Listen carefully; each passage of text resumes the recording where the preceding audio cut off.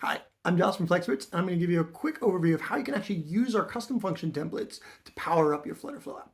So you've probably already seen we have a functions library that gives you everything from how to add two numbers together to find and replace text, change the case of your text so it's all uppercase, all of the basic stuff that you need, but doesn't come from FlutterFlow straight out of the box.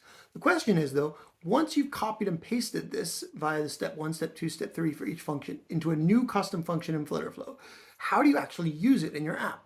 Well, that's actually the easy part, even easier than copy paste.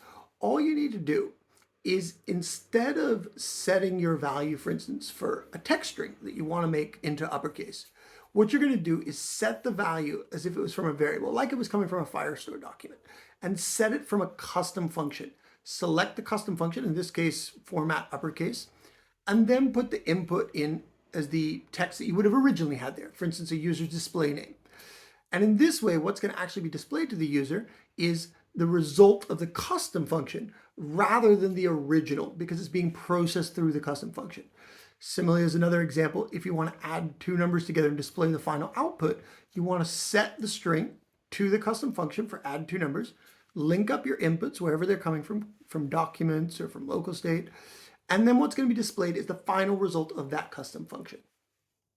And that's it. That's how to use our function templates library to power up your FlutterFlow app.